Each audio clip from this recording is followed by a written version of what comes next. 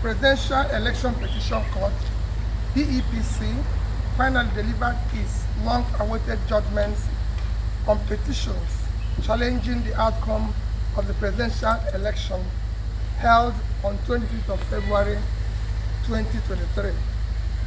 This judgment was delivered within the statutory time frame under the extant status.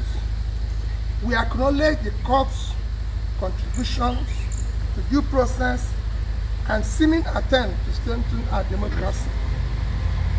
As petitioners in this case, we respect the views and ruling of the court, but we disagree with the court's reasoning and conclusions in the judgment it delivered. It is my intention as the presidential candidate and the intention of Labour Party to challenge this judgment by way of appeal immediately as allowed by the Constitution of Federal Republic of Nigeria. The PEPC has rendered its judgment, but that esteemed body is not the final arbiter. The responsibility now falls on the Supreme Court. I do know that the judgment is not conterminous with justice.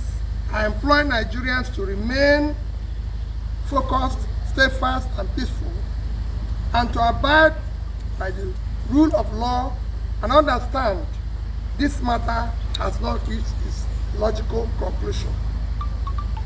Our legal team has already received our firm instruction to file an appeal against the decision. I shall not relent in quest for justice, not necessarily for myself, but for indeed for our teeming supporters all over Nigeria, whose mandate to us at the post was regrettably truncated by INEC.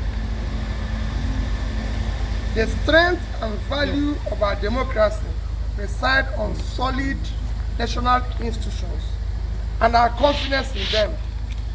Electoral litigations will almost be unnecessary and non-existent if the Independent National Electoral Commission discharges its statutory functions creditably, transparently, and with tenable fairness.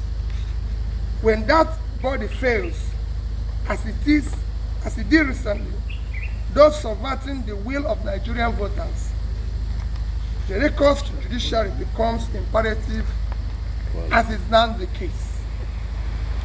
I thank every Nigerian who has supported our cause and campaign for a new Nigeria, characterized by fairness, equity, justice, rule of law, peace, prosperity, inclusiveness, sustainable growth and development. A new Nigeria is possible and achievable. I especially thank our legal team, the Labour Party and the obedient family, and all those who showed up daily during our court trials. God bless you all, and God bless the Federal Republic of Nigeria. Thank you.